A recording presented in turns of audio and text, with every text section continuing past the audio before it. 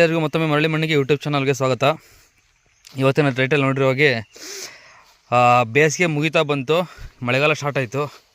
So ನಮ್ಮ ತೋಟದ ಸುತ್ತ ಇರುವಂತಹ ಈಗೇನು ಗೊಬ್ಬರ ಗಿಡ ಏನು ನೆಟ್ಟಿರ್ತೀವಲ್ಲ ಅದನ್ನು ಕಡಿಯುವಂಥ ಸಮಯ. ನೋಡಿ, ನಾನು ಒಂದು ತಿಂಗಳ ಹಿಂದೆ ಇವನ್ನೆಲ್ಲ ಕಡಿದು ಹಾಕ್ಸಿದ್ದೆ. ಸೊ ಅದು ಈ ರೀತಿ ಕಡಿದಿರೋವಲ್ಲ ಹೀಗೆಲ್ಲ ಮತ್ತೆ ಗೊಬ್ಬರ ಗಿಡ ಎಲ್ಲ ಚೀತಾ ಇದ್ದಾವೆ, ನೋಡ್ತಾ ಇರ್ಬೋದು. ನೋಡಿ, ಗೊಬ್ಬರ ಗಿಡ ಎಲ್ಲ ಗ್ಲಿರಿಸೀಡಿ ಅಂತ ಹೆಂಗೆ ಕರೀತಾರಲ್ಲ ಅವನ್ನೆಲ್ಲ ಬಾರ್ಡ್ರಲ್ಲಿ ಹಾಕ್ಸಿರೋದು ನೋಡ್ತಿರೋದು. ಕಡಿದ್ಬಿಟ್ಟು ಇದು ಇಡೀ ತೋಟ ಸುತ್ತ ಹಿಂಗೆ ಇದೆ. ಈಗ ಕಡಿದಿರೋ ಅಂಥ ಇದರಲ್ಲಿ ಮತ್ತೆ ಕೆಲವು ಕಡ್ಡಿಗಳು ಎಲ್ಲೆಲ್ಲಿ ಹಾಕ್ಬೇಕು ಅಂದ್ಕೊಂಡಿದ್ದೇವಲ್ಲ ಅವನ್ನೆಲ್ಲ ಕಟ್ ಮಾಡಿ ಈ ರೀತಿ 2 ಫೂಟ್ ಇರೋ ಹಂಗೆ ಕಟ್ ಮಾಡ್ಕೊಂಡು ಬೇರೆ ಕಡೆ ಎಲ್ಲ ಎಲ್ಲೆಲ್ಲಿ ನೆಡಬೇಕು ಅನಿಸುತ್ತಲ್ಲ ಅಲ್ಲೆಲ್ಲ ತಗೊಳಕ್ಕೆ ಕಟ್ ಮಾಡ್ಕೊತ ಇದ್ದೀವಿ. ಸೊ ಇದೊಂದು ಸಂಕ್ಷಿಪ್ತವಾಗಿ ವಿಡಿಯೋ ತೋರಿಸ್ಬೇಕಾಗಿತ್ತು. ನೋಡಿರಿ, ಈ ಥರ ಗೊಬ್ಬರ ಗಿಡಗಳು ಆಗಿದೆ. ಇದು ಆ್ಯಕ್ಚುಲಿ ನಮ್ಮ ಫ್ರೆಂಡು ತೋಟ. ನಾವು ನಮ್ಮ ಫ್ರೆಂಡು ಎಲ್ಲ ಆಲ್ಮೋಸ್ಟ್ ಒಂದೇ ಥರ ನೈಸರ್ಗಿಕ ಕೃಷಿ ಮಾಡ್ತಾಯಿದ್ವಿ. ಸೊ ಅವರ ತೋಟ ನೋಡ್ತಿರ್ಬೋದು ಯಾವ ಥರ ಇದೆ ಅಂತ ಹೇಳ್ಬಿಟ್ಟು. ಫುಲ್ಲು ತ್ಯಾಜ್ಯನೇ ಬಿದ್ದಿದೆ. ಆಲ್ಮೋಸ್ಟ್ ಇಲ್ಲಿ ಬಿದ್ದಿರೋದೆಲ್ಲ ಬಾಳೆ ತ್ಯಾಜ್ಯ ಮತ್ತು ಗೊಬ್ಬರ ಗಿಡ ತ್ಯಾಜ್ಯ ಯಾವ ರೀತಿಯಾಗಿದೆ ಅಂತ ನೋಡ್ಬೋದು. ಕರೆಕ್ಟಾಗಿ ಇದು ಕೂಡ 2 ವರ್ಷದ ತೋಟ. ಗೊಬ್ಬರ ಗಿಡಗಳು ಎಷ್ಟು ಹೈಟಾಗಿ ಬೆಳೆದಿದ್ವು ಎಲ್ಲ ಇವಾಗ ಕಟ್ ಮಾಡ್ಕೊಂಡು ನಮ್ಮ ತೋಟಕ್ಕೆ ಸ್ವಲ್ಪ, ಆಮೇಲೆ ನಮ್ಮ ಫ್ರೆಂಡು ಕೂಡ ಅವ್ರವ್ರ ತೋಟಕ್ಕೆ ಬಾರ್ಡ್ರಲ್ಲಿ ಹಚ್ಕೊಳ್ಳೋಕ್ಕೆ ತೊಗೊಂಡೋಗ್ತಾಯಿದ್ದೀವಿ. ಕಡಿಬೇಕಾದ್ರೆ ಕಡಿಬೇಕಾದ್ರೆ ಆ್ಯಕ್ಚುಲಿ ಗೊತ್ತಾಗಲ್ಲ. ನಾವು ಇಲ್ಲಿ ಕಡ್ದಾಕಿರ್ತೀವಲ್ಲ, ನೀಟಾಗಿ ನಾವು ಯಾವ ಟೈಪ್ ಕಡಿಬೇಕು ಅಂದರೆ ಈ ಥರ ಕರೆಕ್ಟಾಗಿ ಕ್ರಾಸ್ ಹೊಡಿಬೇಕು. ಹೀಗೆ ಬೇರೆ ತೋರಿಸಿದ್ರಿ ನೋಡಿರಿ, ಈ ಥರ ಕ್ರಾಸಾಗಿ ಕಟ್ ಮಾಡಬೇಕು. ಅಂದರೆ ಅವು ಬೇಗ ಚಿಗಿತವೆ ನಾವು ನೆಲಕ್ಕೆ ಚುಚ್ಚಿದ ತಕ್ಷಣವೇ. ಆಮೇಲೆ ನಾನು ಆಲ್ರೆಡಿ ಹಳೆ ವೀಡಿಯೋದಲ್ಲಿ ಹೇಳಿರಬೇಕಾದ್ರೆ ನೆಡಬೇಕಾದ್ರೂ ಅಷ್ಟೇ, ನೆಡಬೇಕಾದ್ರೆ ವೆರಿ ಇಂಪಾರ್ಟೆಂಟ್ ಥಿಂಗ್ ಏನು ಅಂತಂತಂದರೆ ಕರೆಕ್ಟಾಗಿ ಈ ಒಂದು ಶೇಪ್ ಬರುತ್ತೆ. ಇಲ್ಲಿ ನೋಡ್ತಿರ್ಬೋದು ವಿಡಿಯೋದಲ್ಲಿ ಹೆಂಗೆ ತೋರಿಸೋದು, ಒಂದು ಸೆಕೆಂಡ್. ಹಾಂ,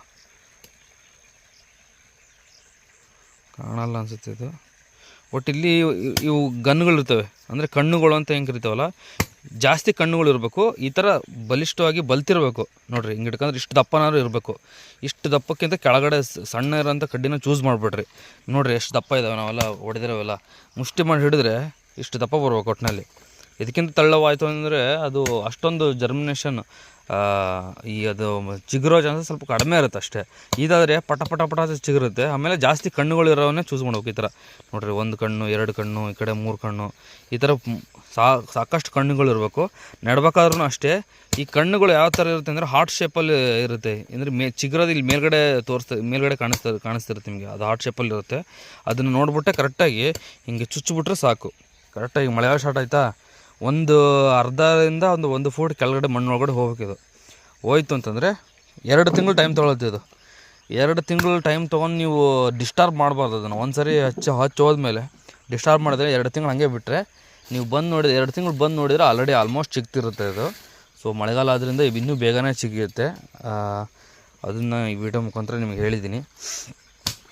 ಗೊಬ್ಬರ ಗಿಡಗಳಿಂದ ಸಾಕಷ್ಟು ಉಪಯೋಗ ಇದೆ. ಇದು ನಮ್ಮ ನೈಸರ್ಗಿಕ ಕೃಷಿಕರಿಗೆ ಒಂಥರ ವರದಾನ ಅಂತಲೇ ಹೇಳ್ಬೋದು. ಯಾಕೆ ಅಂತಂದರೆ ಇದರಲ್ಲಿ ನೈಟ್ರೋಜನ್ ಫಿಕ್ಸೇಷನ್ ಮಾಡುವಂತಹ ಗುಣ ಅತಿ ಹೆಚ್ಚಾಗಿರೋದ್ರಿಂದ ಈ ನೋಡ್ತಿರ್ಬೋದು, ಈ ಎಲೆ ಏನಿದೆಯಲ್ಲ ಇದರಲ್ಲಿ ನೈಟ್ರೋಜನ್ ಅಂಶ ಹೇರಳವಾಗಿರುತ್ತೆ. ನಾವು ಇದನ್ನು ಕತ್ತರಿಸಿ ಭೂಮಿ ಹಾಕಿದಾಗ ಇದರಲ್ಲಿ NPK 3 ಒಂದೊಂದು ಎಲೆಯಿಂದಾಗಿರ್ಬೋದು, ತೊಗಟೆಯಿಂದಾಗಿರ್ಬೋದು, ತಿರುಳಿಂದಾಗಿರ್ಬೋದು 3 ಸಹಿತ ನಮ್ಮ ಭೂಮಿಗೆ ಈ ಗಿಡಗಳ ಮುಖಾಂತರ ಸಿಗುತ್ತೆ.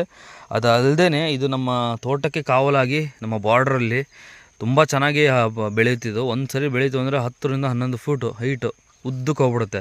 ಅದನ್ನು ನಾವು ಪ್ರೂನ್ ಮಾಡ್ಕೊತ ವರ್ಷಕ್ಕೆ 1 ಸರಿ ಅಥವಾ 2 ಸರಿ ಇಲ್ಲ 3 ಸರಿ, ಇದು ಒಟ್ಟು 4 ತಿಂಗಳಿಗೊಮ್ಮೆ ಅತಿ ಹೆಚ್ಚು ಸೊಪ್ಪು ಕೊಡುತ್ತಿದ್ದು. ಪ್ರತಿ 4 ತಿಂಗಳಿಗೊಮ್ಮೆ ಕಡ್ಕೊತ ಹೋದ್ರೂ ಸಹಿತ ನಿಮಗೆ ವರ್ಷಕ್ಕೆ 3 ಸರಿ ನೀವು ಕಡಿಬೋದು. ಇದನ್ನ ಒಂದು ಸರಿ ನೀವು ಕಡಿದ್ರೆ 4 ತಿಂಗಳಿಗೊಮ್ಮೆ ಮಿನಿಮಮ್ ಒಂದು ಗಿಡದಿಂದ 10 kg ಗೊಬ್ಬರ ಆರಾಮಾಗಿ ಎಕ್ಸ್ಪೆಕ್ಟ್ ಮಾಡ್ಬೋದು.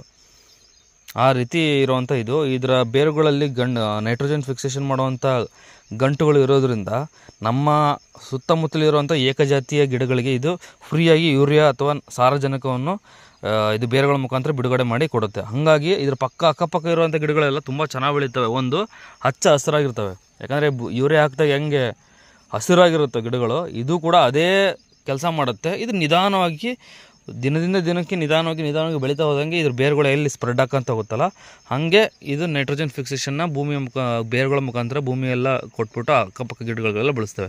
ಹಾಗೆ ಇದನ್ನು ಕಡ್ದು ಹಾಕೋದ್ರಿಂದ ನಮಗೆ ಯಥೇಚ್ಛವಾದ ಒಂದು ಹಸಿರೆಲೆ ಗೊಬ್ಬರ ಸಿಗುತ್ತೆ. ಸೊ ಇಷ್ಟೆಲ್ಲ ಗುಣಗಳಿರುವಂಥ ಗೊಬ್ಬರಗಳನ್ನು ನೀವು ನಿಮ್ಮ ತೋಟದಲ್ಲಿ ಬಾರ್ಡ್ರ್ಗಳಲ್ಲಾದರೂ ನಡ್ರಿ. ಇಲ್ಲ ನಡೆಯುತ್ತೆ, ನಾವು ಉಳುಮೆ ಮಾಡ್ತಾಯಿಲ್ಲ, ಟ್ರ್ಯಾಕ್ಟ್ರು ನಮ್ಮ ತೋಟದಲ್ಲಿ ಒಳಗೆ ಹೋಗಲ್ಲ, ನಾನು ಕರೆಕ್ಟಾಗಿ ನಾವು ನೈಸರ್ಗಿಕ ಕೃಷಿನೇ ಮಾಡ್ತಾಯಿದ್ವಿ, ಟ್ರ್ಯಾಕ್ಟರ್ ಉಳುಮೆ ಎಂದೂ ಮಾಡಲ್ಲ ಅಂದರೆ ನೀವು ತೋಟದ ಒಳಗೂ ಸಹಿತ ಹಾಕ್ಬೋದು. ಆದರೆ ಮೇಂಟೆನೆನ್ಸ್ ಮಾತ್ರ ನಿಜವಾಗ್ಲೂ ಮಾಡ್ತಾ ಇರಬೇಕು. ತುಂಬ ಬೆಳೆಯಕ್ಕೆ ಬಿಟ್ಬಿಟ್ರೆ ಸಖತ್ತಾಗಿ ಒಂಥರ ರಾಕ್ಷಸ ಇದ್ದಂಗೆ ಗಿಡ ಭಾರಿ ಬೆಳೆದ್ಬಿಡುತ್ತಿದ್ದು. ಸ್ವಲ್ಪ ಮೇಂಟೈನ್ ಮಾಡ್ಕೊತ ಇತ್ತು ಅಂದರೆ ಏನು ಸಮಸ್ಯೆ ಇಲ್ಲ. ಸೊ ಆ ರೀತಿ ನೋಡು, ಇದು ಕೋಕೋ ಗಿಡ ಹಾಕಿದ್ವಿ ನಮ್ಮ ಫ್ರೆಂಡ್ ತೋಟದಲ್ಲಿ, ಕೋಕೋ ಕಾಫಿ ಈ ರೀತಿ ಬಂದಿದೆ. ಸೊ ನೀವು ಕೂಡ ಈ ಥರ ಮಾಡ್ಕೊಂಡ್ರೆ ಹೆಲ್ಪ್ ಆಗುತ್ತೆ. ಇದೇ ಇವತ್ತಿನ ಒಂದು ವಿಡಿಯೋ ವಿಶೇಷ. ಮತ್ತೊಮ್ಮೆ ಹೊಸ ವಿಡಿಯೋ ಜೊತೆ ಬರ್ತೀನಿ. Thank you so much. ಧನ್ಯವಾದಗಳು. ಏನೇ ಡೌಟ್ಸ್ ಇದ್ರೂ ಸಹಿತ ಕಮೆಂಟ್ ಮಾಡಿ, ನಾನು ನಿಮಗೆ ರಿಪ್ಲೈ ಮಾಡ್ತೀನಿ. ಥ್ಯಾಂಕ್ಸ್.